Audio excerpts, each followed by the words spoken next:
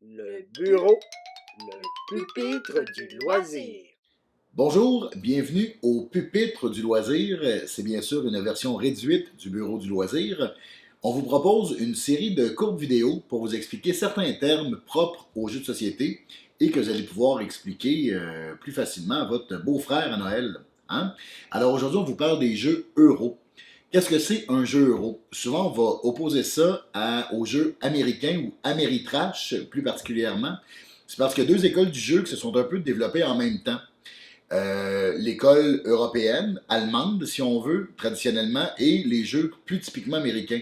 En gros, les jeux euro, souvent, ça va être des petits cubes de ressources, des petits cubes en bois, ou sinon des petits meeples, les fameux meeples un peu plus génériques en bois aussi, tandis que les jeux Ameritrash, ça va être surtout des figurines en plastique, festival du plastique.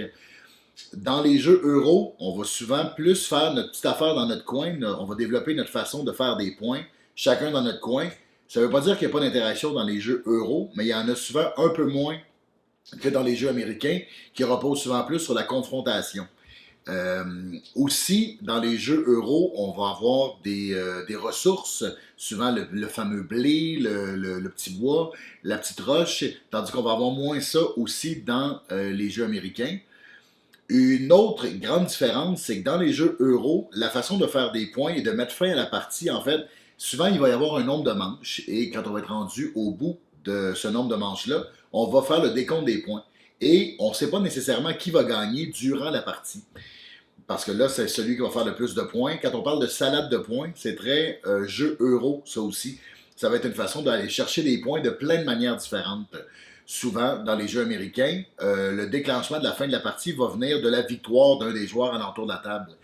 Parce que, justement, il va gagner quand les autres armées vont avoir été détruites ou en arrivant à un certain nombre de points préétablis.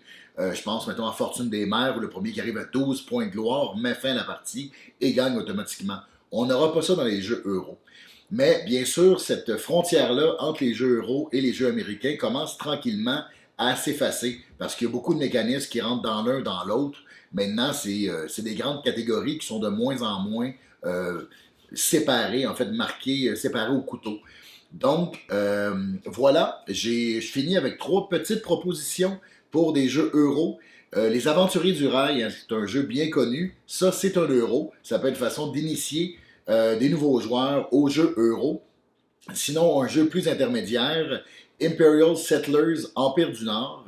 C'est un jeu que moi, j'aime tout particulièrement. On peut jouer différents peuples, une façon très, très, très diverse de ramasser des points dans la partie aussi. Un tableau building, un jeu de construction de tableaux. Et sinon, pour finir, un jeu plus expert, Maracaibo d'Alexandre Pfister. Un jeu très fluide malgré sa très très grande complexité. Un jeu que j'adore. Alors, c'était le pupitre du loisir. Bon jeu et n'oubliez pas de vous abonner. Merci.